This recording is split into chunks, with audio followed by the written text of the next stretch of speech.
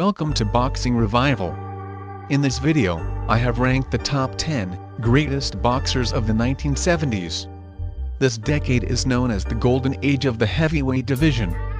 With Muhammad Ali, Joe Frazier, George Foreman, Kent Norton, and many great heavyweights slugging it out for the top prize in boxing. The decade also has dominant champions in every division: Carlos Sarata in the bantamweight, Wilfredo Gomez in the newly created super bantamweight, Roberto Duran in the lightweight, Carlos Monzon in the middleweight, and Bob Foster in the light heavyweight divisions.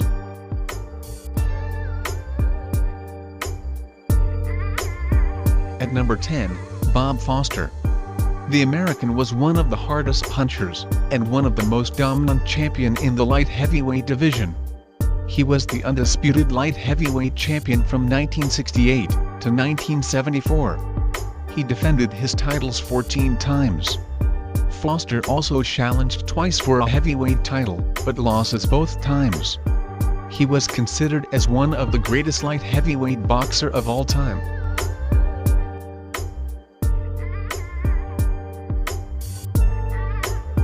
At number 9, Jose Napoles.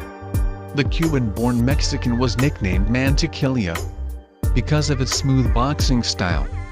He was a two-time welterweight champion, reigning in 1969 to 1970, and from 1971 to 1976, in his second championship reign. He defended his undisputed titles 10 times.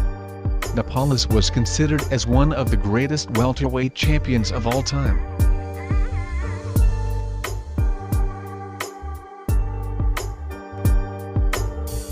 At number 8, Smoking Joe Frazier. The American was known for his relentless pressure fighting style. He was part of the golden era of the heavyweight division, reigning as the undisputed champion from 1970 to 1973. Frazier gave Muhammad Ali his first professional loss in 1971. Although he was defeated twice by George Foreman and Muhammad Ali, including that historic Thrilla in Manila, Frazier defeated other great boxers in the decade, including Bob Foster, Jimmy Ellis, and Jerry Quarry.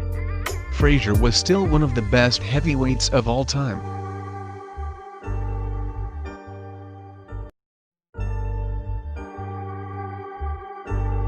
At number 7, Carlos Sarata.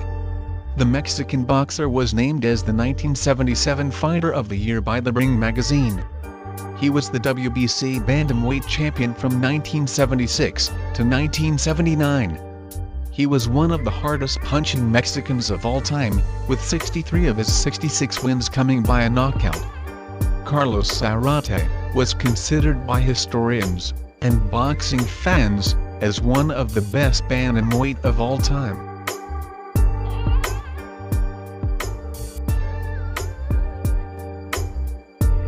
At number 6, Wilfredo "Bazooka" Gomez. The hard puncher from Puerto Rico was one of the best super bantamweight champion of all time, reigning as the WBC and lineal super bantamweight champion from 1977 to 1982, making 17 successful defenses, and beating bantamweight legend Carlos Sarata in 1978. Gomez was undefeated in the decade, with all of his wins coming by way of knockout.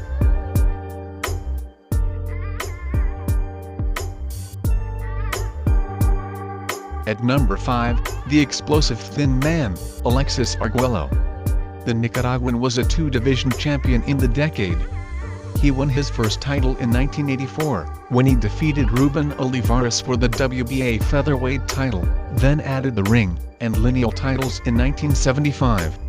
He captured his second title in 1978, when he defeated Alfredo Escalera for the WBC super featherweight title. He defended his title 8 times, until 1980. Arguello was one of the best champions of the super featherweight division.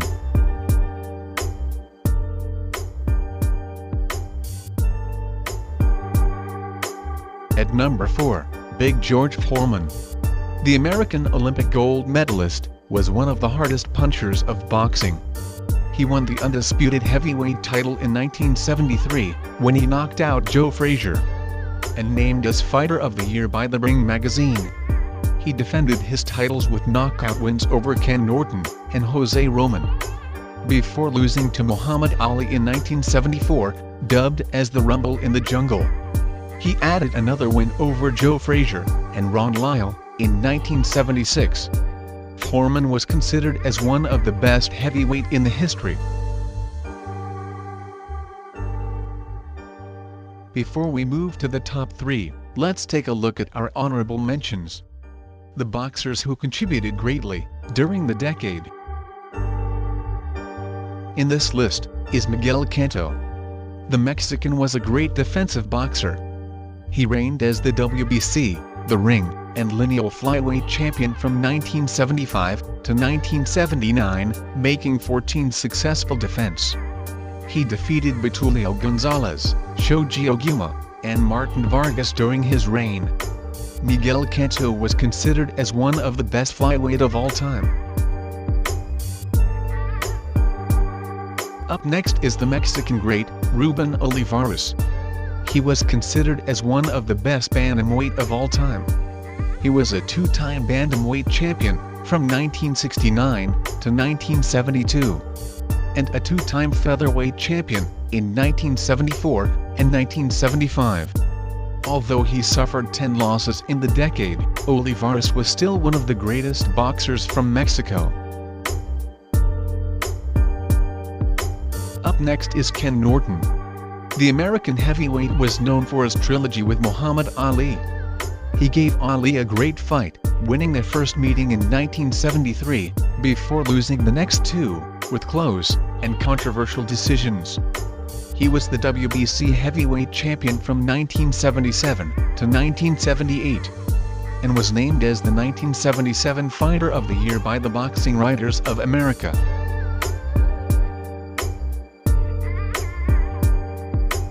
Up next is Kid Pambelli, Antonio Cervantes. He was one of the best boxers from Colombia, and was a two-time WBA light welterweight champion, reigning from 1972 to 1980. He defended his titles a total of 16 times.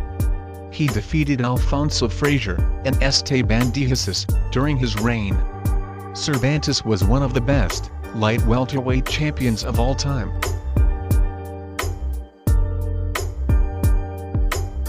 Up next is Sugar Ray Leonard. Although his best years was in the 1980s, Leonard started his greatness in this decade, winning the gold medal in the light welterweight division of the 1976 Olympic Games. And in 1979, he defeated Wilfred Benitez for the WBC, the ring, and lineal welterweight titles. He was named as the Fighter of the Year in 1979 by the Ring magazine. Up next is Wilfred Benitez. The Puerto Rican was the youngest world champion in the history, when he defeated Antonio Cervantes for the WBA, the ring, and lineal light welterweight titles. Benitez then reigned as the WBC and lineal welterweight champion in 1979, when he defeated Carlos Palomino. Up next is Betulio Gonzalez. He was Venezuela's greatest boxing champion, and was a three-time flyweight champion. He held the WBC title twice, and the WBA title from 1978 to 1979. He defeated Shoji Oguma, Beauty Espadas, and Miguel Cotto during his reign. Up next is Esteban Diaz. The Puerto Rican was known for his trilogy with Roberto Duran, giving Duran his first loss in 1972. He won the WBC lightweight title in 1976, with a win over Guts Ishimatsu, before losing it in 1978, when he was defeated by Duran in their third fight. Up next is Ken Buchanan. The Scottish boxer won the WBA lightweight title in 1970, when he defeated Ismael Laguna. Then he added the WBC title, before losing to Roberto Duran in 1972.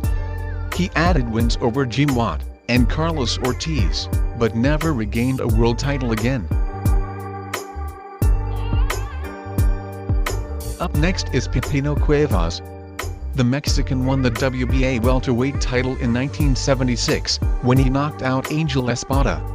He held the title until 1980, making 11 successful defenses. He added wins over Angel Espada and Billy Backus during his championship reign. Up next is the Colombian Rocky, Rodrigo Valdez. He was known for his rivalry with Carlos Monzon. He won the WBC middleweight title in 1974, when he defeated Benny Briscoe. He held the title until 1976, before losing to Monzon.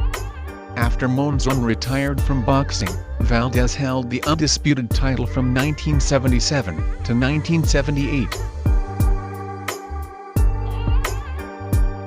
Up next is El Salsero, Alfredo Escalera. Another boxer from Puerto Rico, Escalera was known for his bloody fights with Alexis Arguello. He was the WBC super featherweight champion from 1975 to 1978, making 10 successful defenses. During his reign, he defeated Kuniaki Shibata, Ray Lunny, and Tyrone Viret. Up next is El Toro, Alfonso Zamora.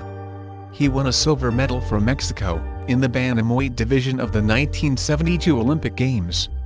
He held the WBA, the ring, and lineal bantamweight titles from 1975 to 1977, making 5 title defenses. During his reign, he defeated Juan Hong Su and Eusebio Pedroza.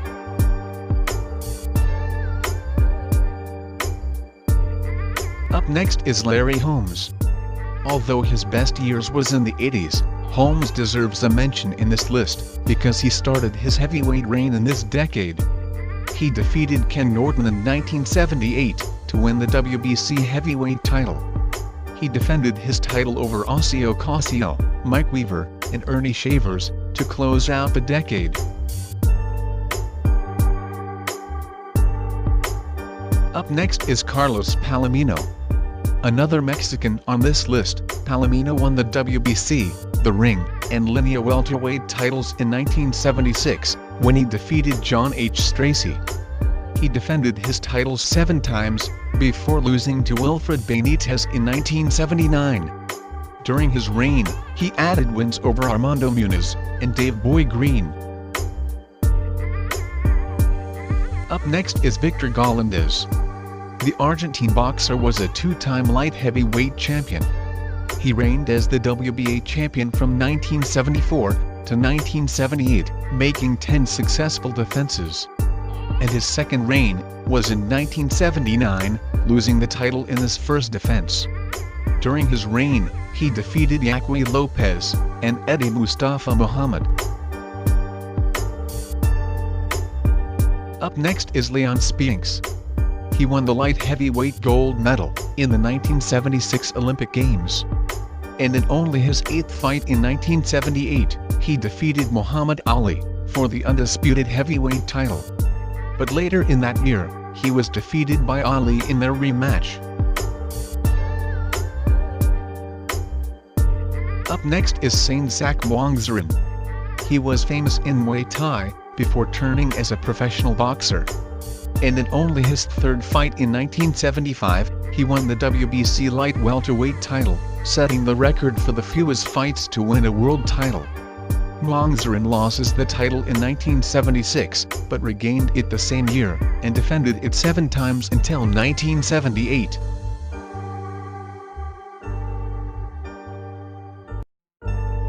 We also included Tefelo Stevenson in this list.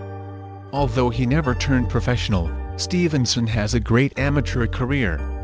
He won 3 Olympic gold medals in the heavyweight division, and 3 World Championships gold medals in the heavyweight and super heavyweight divisions. Stevenson was considered as one of the greatest amateur boxers of all time.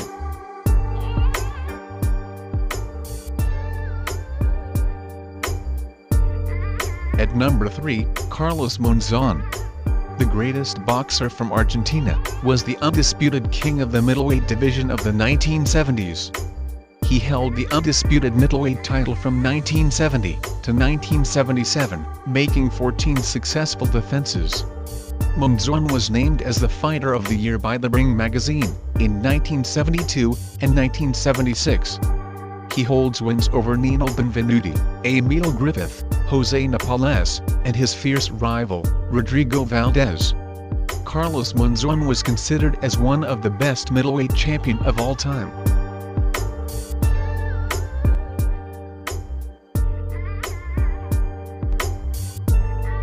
At number 2, the Hands of Stone, Roberto Duran. The Panamanian boxer ruled the lightweight division of the 1970s. He won the WBA, the Ring, and Lineal lightweight titles when he defeated Ken Buchanan in 1972. He held the titles until 1979, making 12 successful defenses. Duran defeated great boxers in the decade, such as Carlos Palomino, Guts Ishimatsu, and Esteban de Jesus. He was named as the 1970s Fighter of the Decade by the Ring magazine. Roberto Duran was considered as one of the greatest boxers of all time.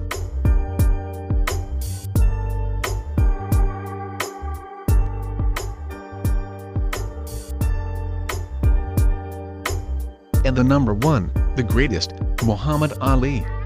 After 3 years of inactivity, Ali returned to action in 1970, winning over Jerry Corey and Oscar Bonavena. But he was defeated by Joe Frazier in 1971 and Ken Norton in 1973. He bounced back in 1974 when he defeated Joe Frazier and knocking out George Foreman in the fight dubbed as the Rumble in the Jungle to reclaim the heavyweight world title. And in 1975, in the fight known as the Thrilla in Manila, Ali stopped Joe Frazier in 14 rounds.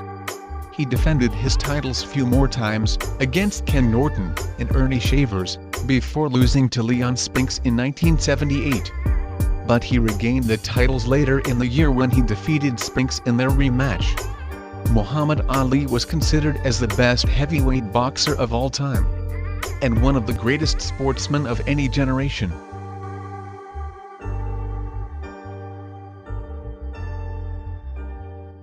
This is boxing. Boxing lives on. Continue to support this beautiful and exciting sport. Thank you for watching. For more boxing stories, boxing fights, and boxing news, subscribe on this channel. Click the notification bell for more updates. Because in this channel, together we will revive the boxing world.